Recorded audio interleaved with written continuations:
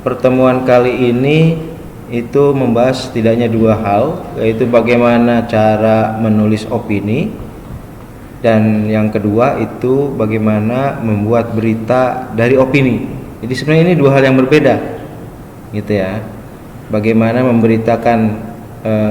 membuat berita dari opini orang, artinya kalau ada suatu peristiwa, misalnya kebakaran, maka Anda pilih orang yang diwawancarai.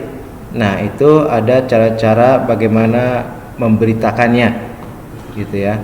Dan yang kedua tadi yang lebih banyak dibahas oleh Rifza itu tentang cara membuat artikel atau opini, gitu ya.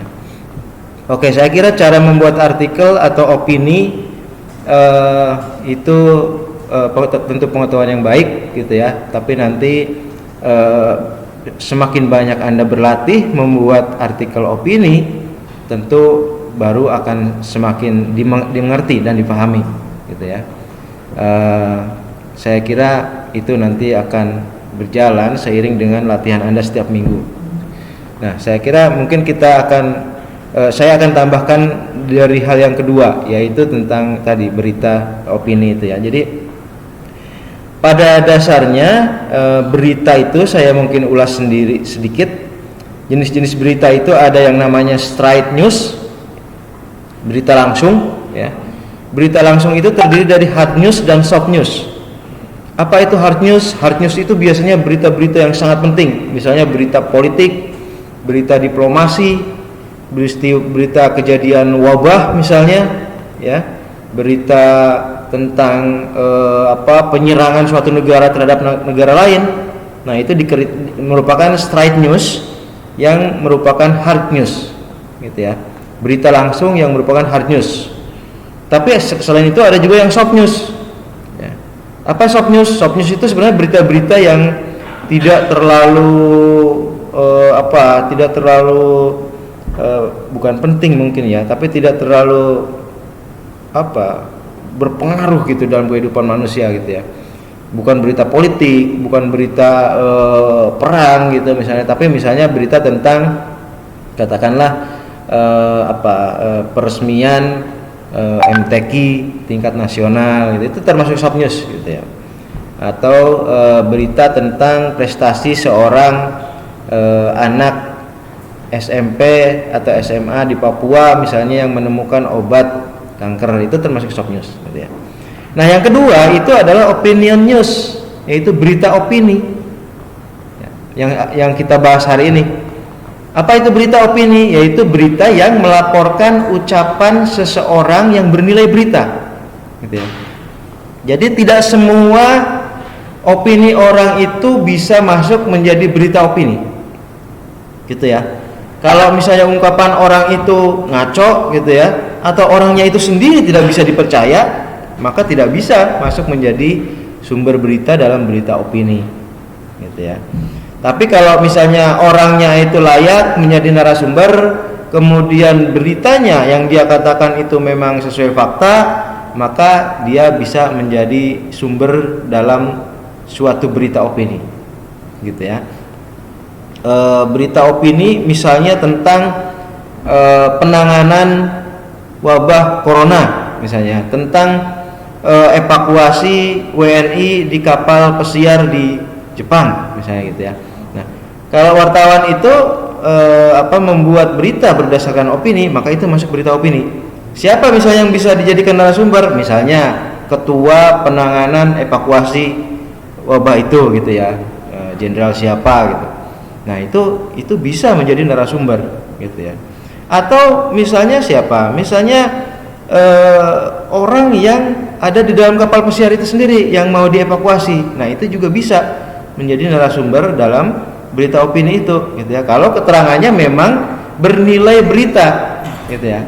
Tetapi kalau keterangannya tidak bernilai berita, maka ya tidak bisa disebut sebagai berita opini, gitu ya. Tidak sesuai fakta misalnya, gitu. Atau orangnya stres misalnya, dia memberikan keterangan-keterangan yang tidak realistis, ya, tidak ada kenyataannya, gitu ya. Maka orang itu memang tidak bisa menjadi narasumber dalam sebuah berita opini, gitu ya. Wartawan harus hati-hati dalam memilih narasumber dalam berita opini, gitu ya. Jangan sampai kemudian beritanya malah menyesatkan, gitu ya. Beritanya malah menjadi hoax, gitu ya. Beritanya malah katakanlah membuat provokasi yang tidak produktif, katakanlah gitu ya. Misalnya wartawan mengambil narasumber seseorang yang memberitakan terjadi banyak korban jiwa di kapal pesiar itu, misalnya warga negara Indonesia yang meninggal. Ternyata tidak ada satupun, gitu. Nah itu juga kegagalan sang wartawan untuk membuat berita opini, gitu ya. Apa yang terjadi dengan penolakan Arab Saudi terhadap jemaah umroh misalnya, ini jangan-jangan kesalahan pemberitaan selama ini, gitu. Jadi karena terlalu dibesar-besarkan, muncul kesan di luar negeri itu, wah Indonesia darurat ini, ya kan? Ada puluhan orang yang dievakuasi, ada ratusan orang yang mengevakuasi. Nah, nantinya sampai ke luar negeri, apalagi sampai ke Arab Saudi, terjadi kejadian darurat wabah di Indonesia, gitu. Padahal sebenarnya tidak ada yang terkena, gitu. Tetapi karena dibuat acara sedemikian rupa sehingga terlihat sangat besar, gitu ya, evakuasi di Pulau Natuna, kemudian evakuasi di pulau apa yang terakhir? Ya, Seribu ya, Kepulauan Seribu ya. Pulaunya apa gitu. Nah, karena terlalu besar, kemudian dibuat sangat heboh, gitu ya. Jadi luar negeri malah salah lihat nih, luar negeri malah melihat, wah terjadi kondisi darurat di Indonesia, gitu. Akhirnya pemerintah Arab Saudi jangan-jangan karena kesalahpahaman itu memasukkan Indonesia ke dalam daftar negara yang dicekal jemaah umrohnya, gitu loh. Jangan-jangan dalam pandangan pemerintah Arab Saudi di Indonesia sudah mewabah ini karena ada tempat khusus evakuasi, ya kan? Ada karantina, gitu. Nah, berarti ini berita opininya selama ini jangan-jangan menyesatkan ini, baik straight newsnya atau opinion newsnya, gitu ya. Semoga saya salah ya, semoga ya memang Arab Saudi terlalu ketat saja, gitu, bahwa negara-negara Islam yang di dalamnya tidak terdapat individu yang terkena wabah pun kemudian dicekal, gitu ya. Tapi saya kok punya pikiran, jangan-jangan Indonesia masuk ke dalam daftar cekal itu karena beritanya heboh, gitu. Ada evakuasi, ada karantina, ada puluhan orang kemudian di karantina berminggu-minggu, ya kan?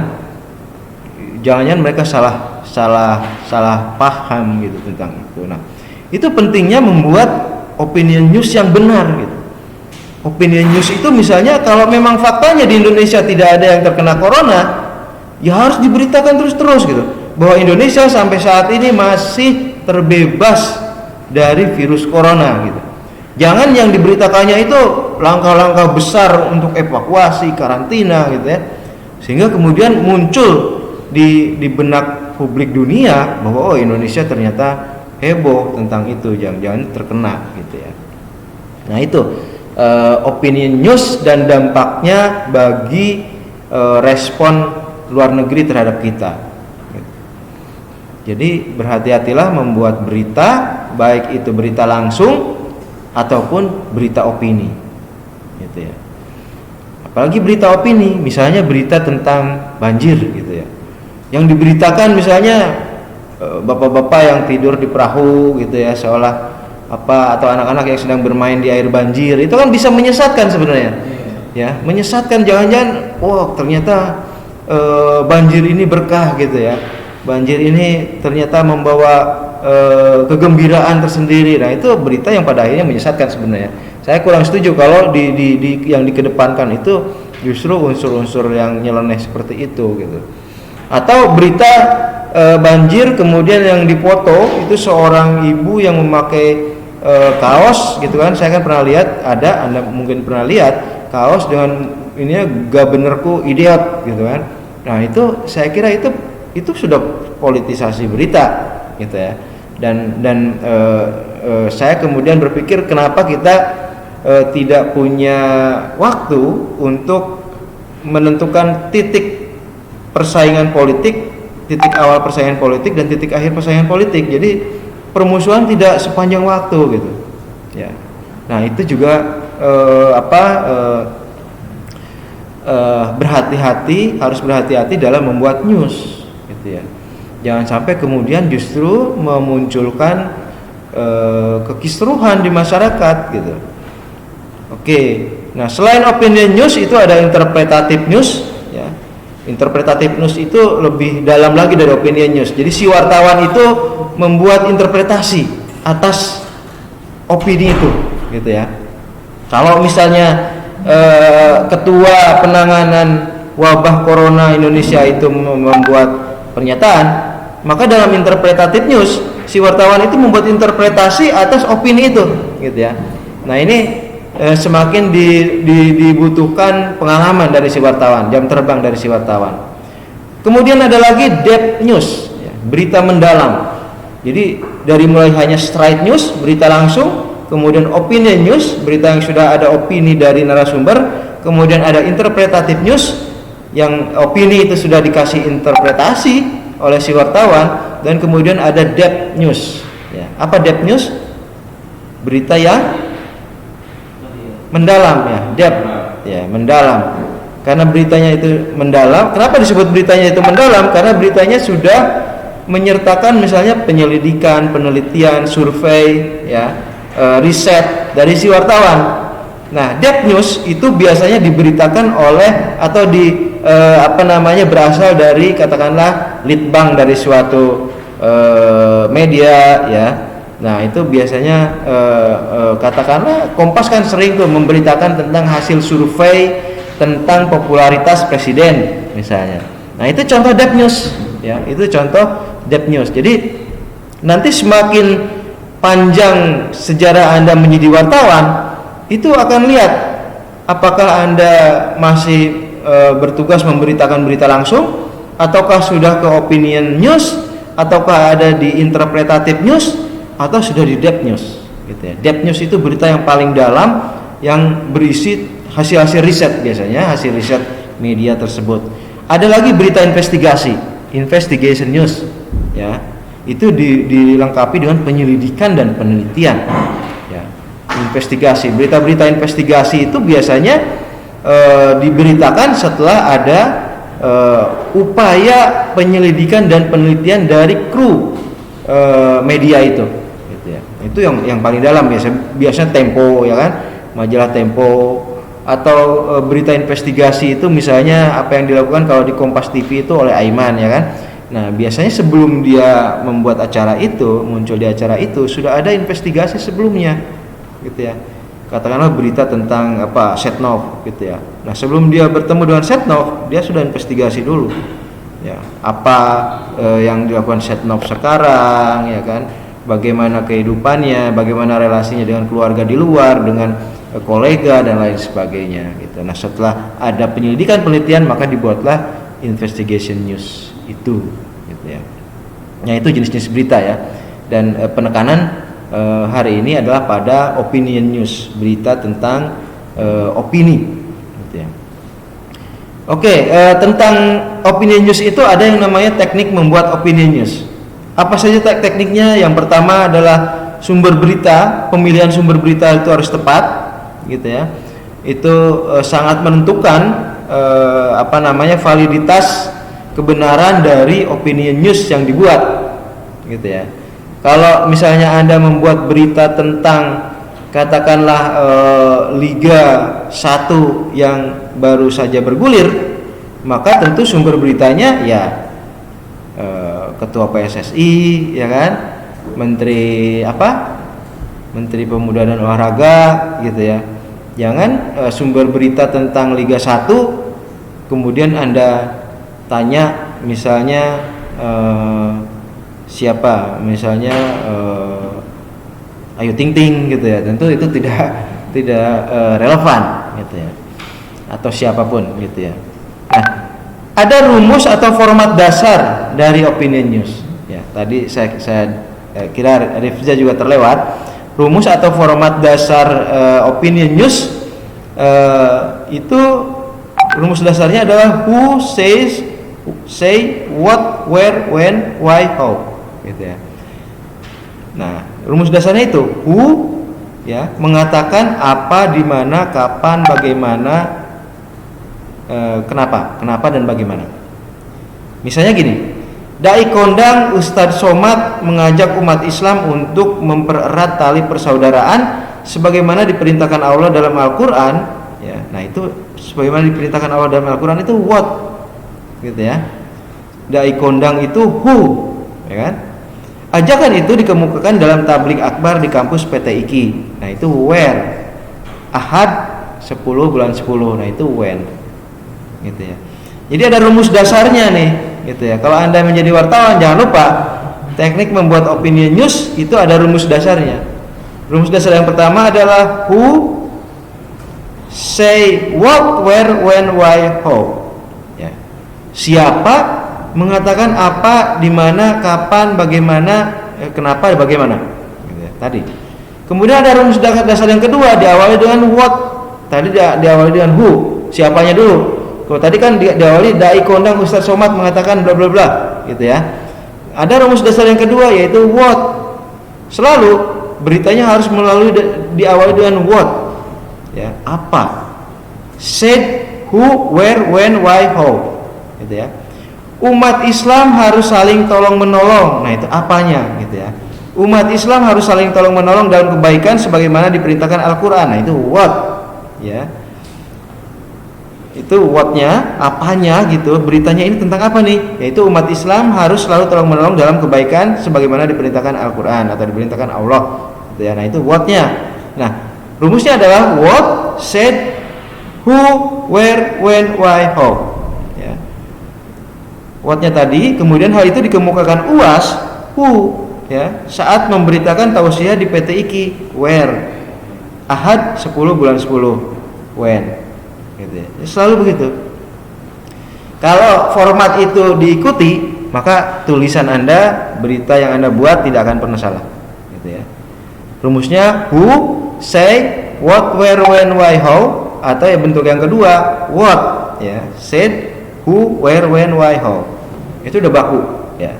Jadi nanti kalau Anda mau menjadi wartawan pun, kalau dalam trainingnya tentu ini akan diberikan. Oke, itu tentang rumus-rumus dasar untuk membuat opinion news, ya, yang diawali oleh siapanya sumber berita Anda itu, gitu ya, atau yang diawali oleh apanya, gitu ya, kemudian baru siapanya, gitu. Oke, kemudian ada yang namanya nilai berita. Nilai berita saya berikan contoh beberapa saja, misalnya magnitude-nya. Ya. Pengaruh berita itu di masyarakat bagaimana magnitude-nya, gitu ya. Kenapa berita tentang virus corona itu terus-terusan diberitakan? Karena magnitude-nya luas. Setiap orang ingin melihat itu, setiap orang tertarik ingin tahu itu, gitu.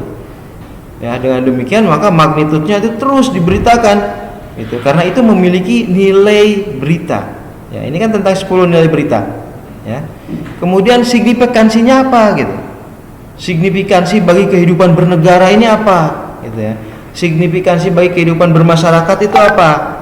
Ya, berita tentang virus misalnya itu signifikan sekali. Bagaimana orang terancam, bagaimana masyarakat terancam, ya, nyawanya, hidupnya, gitu ya. Bagaimana sampai sekarang misalnya sudah di atas 2.500 orang yang tewas akibat virus itu, gitu ya. Nah, itu signifikan sekali, gitu. Kemudian aktualitasnya, timelines-nya, gitu ya. Aktualitas, aktual. Semakin aktual berita, maka semakin bernilai, gitu ya. Tapi kalau misalnya Anda memberitakan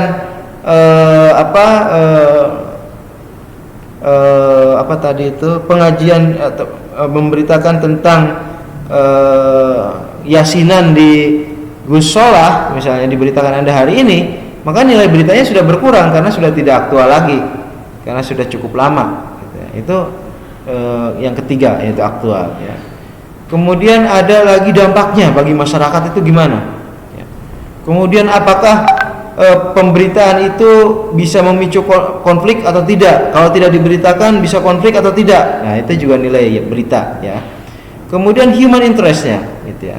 Dari sisi ketertarikan, dari sisi kepentingan manusia itu terhadap berita itu bagaimana gitu ya. Berita tentang katakanlah pengungsi ex warga negara Indonesia di Irak, Syria misalnya, itu dari sisi human interest tinggi sekali ya. Bagaimana pemerintah Indonesia misalnya memutuskan untuk menolak ex WNI itu untuk kembali dan kemudian membiarkan mereka terlunta-lunta di sana gitu ya. Nah, itu tentu sangat menarik gitu ya. Karena ini kan pilihan strategis negara gitu.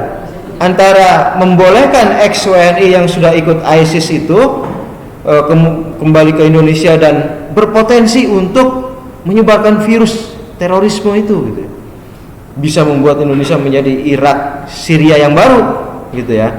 Ataukah mengedepankan sisi kemanusiaan gitu ya. Ya sudah, kita bolehkan saja mereka kembali ke Indonesia dan diterima kembali menjadi warga negara Indonesia gitu. Meskipun dengan resiko tadi, mereka adalah orang-orang yang sudah katakanlah terkooptasi otaknya menjadi teroris, tentu saja sangat berpotensi untuk menyebarkan ideologi terorisme di Indonesia. Dan kalau mereka diperbolehkan kembali, maka ya ada resiko bahwa akan terjadi eskalasi terorisme di negeri ini gitu ya. Nah, itu tentu pilihan dan itu human interestnya sangat tinggi. Kemudian dari sisi keanehan ya, keanehan berita gitu ya. Misalnya ada berita tentang kemarin itu di Palu ada tentang buaya yang lehernya itu terkalung ban motor atau apa itu ya. Dan tentu kalau dibiarkan kan tentu bisa mati buaya itu gitu. Nah, itu keanehan gitu ya. Ada nilai keanehan di situ. Dan itu menjadi berita gitu. Nilai keanehan itu menjadi berita. Dan berbeda lagi dengan misalnya ada harimau yang bisa lompat ke lingkaran itu, karena itu tidak aneh lagi karena sudah di kebun binatang, ya tidak jadi berita gitu ya. Beda dengan di Palu, di tengah sungai, di kota ada buaya yang terkalung ban di itunya. Nah, itu keanehan, itu berita. Kemudian nilai berita lainnya seks ya. Sepanjang hidup manusia itu seks itu menjadi hal menarik, baik itu pelanggaran seks atau ya yang lain-lainnya gitu. Nah, itu ada nilai berita tersendiri dari berita seks itu ya. Nah, itu tentang berita. Kemudian jenis-jenis berita yang antara lain adalah tentang berita berita opini ya, berita opini. Kemudian tadi Rifja juga sudah menambahkan tentang bagaimana membuat opini ya. Itu kira-kira saya kerjakan kalau saya mulai belajar itu 2002 ya. Mulai menulis di koran-koran kuning dulu, kemudian di koran yang cukup baik, dan kemudian di tulisan ke-45 saya bisa masuk Kompas waktu itu. Dan setelah itu memang hampir setiap 2 minggu sekali pasti dimuat ya. Jadi kalau Anda menulis opini, maka yang tertinggi kalau untuk saat ini itu di Kompas gitu ya. Kalau sudah masuk Kompas itu kan sudah dibaca orang gitu. Kalau nilai beritanya sudah jauh lebih tinggi. Oke, kemudian terkait dengan struktur beritanya, bagaimana membuat berita opini. Struktur berita opini itu sama saja dengan berita yang lain, sama saja dengan straight news ya. Isinya adalah judul, kemudian yang sudah kita bahas yaitu teras. Apa itu teras? Coba masih ingat kan? Ya? Apa itu? Pembuka ya, teras ada pembuka di paragraf pertama. Nah, itu teras, isinya benar 5W1H gitu ya, itu teras. Jadi berita itu termasuk opini news, termasuk berita opini, itu terdiri dari judul, teras, dan isi ya. Kemudian ada tambahan, kalau ada tambahan ada deadline-nya, place-nya ya, terus byline-nya oleh siapa. Biasanya kan dalam setiap berita kan paling ujung itu ada kode wartawannya ya, BM misalnya untuk Bima misalnya, atau RZ misalnya untuk Rifja misalnya gitu. Nah itu namanya byline-nya gitu.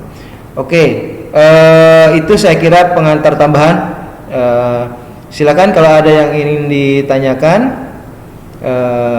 ke Bima ya tentang opini dan berita opini dan kemudian bagaimana cara membuat opini.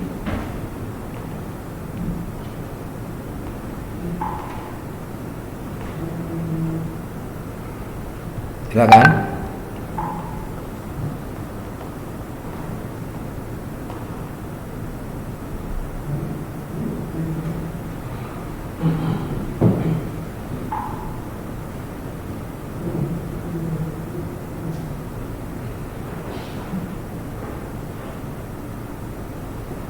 Ada yang masih ingin ditanyakan?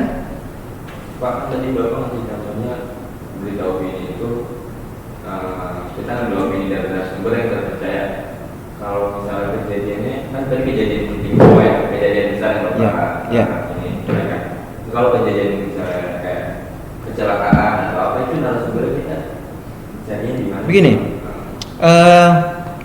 narasumber itu kan ada narasumber yang katakanlah pakar, ya kan, pakar di bidangnya. Tentang virus tentu dokter gitu ya, tentu paham tentang virus gitu ya.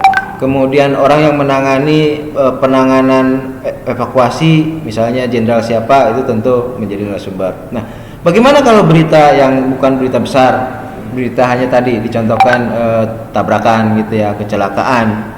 Nah, orang-orang yang ada di situ yang melihat secara langsung itu bisa jadi sumber.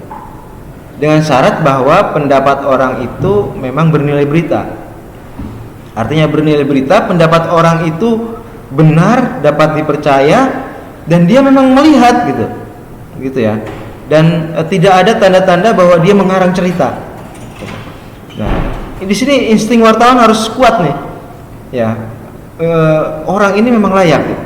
Di antara orang-orang yang melihat, ya 1 atau 2, 3 atau berapa orang. Dia harus bisa memilih satu orang yang memang pantas untuk menjadi sumber berita. Bagaimana cara dia bicara, ya, sisi sebelah mana dia melihat kejadian itu, gitu ya. Dan apakah orang itu memang benar-benar sehat secara psikis, gitu ya. Kalau ada orang gila yang pas lewat ada kecelakaan, tentu nggak bisa ditanya, ya kan? Itu. Jadi saya kira untuk berita, opini itu bisa mengambil narasumber berbagai macam ya narasumber. Ada dia sebagai pakar, ada dia sebagai pemimpin ya, ada dia sebagai katakanlah peneliti ya. Kalau misalnya berita tentang bagaimana membuat vaksin dari virus corona, peneliti bisa ditanya ya, peneliti kimia, peneliti farmasi gitu ya. Nah, kalau soal penanganan tentu ketua penanganan bisa ditanya. Kalau soal apa sih virus itu, tentu dokter bisa ditanya. Jadi ini bagaimana wartawan cerdas memilih gitu ya. Wartawan atau redaktur, biasanya kan redaktur dia coba dong wawancarai dia gitu. Nah, dia juga sudah tahu gitu ya. Kalau misalnya berita tentang banjir, nah itu kalau banjir misalnya ketua BNPB ya kan, ke Badan Meteorologi gitu ya, bisa itu sebagai pakar, sebagai pemerintah. Tapi orang yang terkena banjir juga bisa jadi narasumber dan valid gitu ya, bisa menjadi narasumber berita opini gitu ya. Mereka yang sedang duduk-duduk di atap rumahnya pada banjir itu sudah seatap, itu bisa jadi narasumber gitu. Kapan kejadiannya mulai, kapan air mulai naik gitu ya, jam berapa, kemudian bagaimana Anda melakukan tindakan-tindakan respon terhadap banjir ini gitu. Kenapa Anda tinggal saja di atap tidak mengungsi gitu. Itu pertanyaan-pertanyaan yang bisa dilontarkan ke mereka gitu ya. Dan itu valid dan itu aktual dan itu menarik gitu ya. Orang pasti ingin tahu bagaimana sih orang-orang yang terkena banjir itu yang bertahan di rumahnya masih bisa makan atau tidak gitu ya. Bagaimana kalau mereka punya kepentingan tertentu harus keluar, bagaimana caranya gitu ya. Nah, itu berbagai sisi ya. Berbagai sisi dan setiap peristiwa itu bisa jadi straight news, bisa jadi opinion news, bisa jadi investigative news, bisa jadi depth news, ya segala macam. Itu tergantung dari kemampuan si wartawan dalam mengolah fakta. Ya. Yang terpenting adalah semuanya harus berawal dari fakta. Tidak boleh bercampur opini kecuali itu opini narasumber. Ya, kecuali itu opini narasumber atau beritanya adalah berita investigatif. Berita investigatif bisa tercampur dengan opini si wartawan. Gitu ya. Investigasinya Bang Karni misalnya itu bisa saja masuk ya opini Bang Karni di dalam berita-berita di ILC itu misalnya gitu. Oke, masih ada lagi yang ingin tanyakan tentang itu?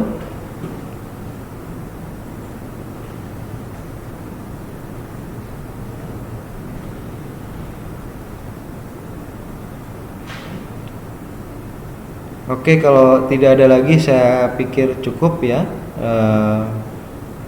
kajian kita hari ini tentang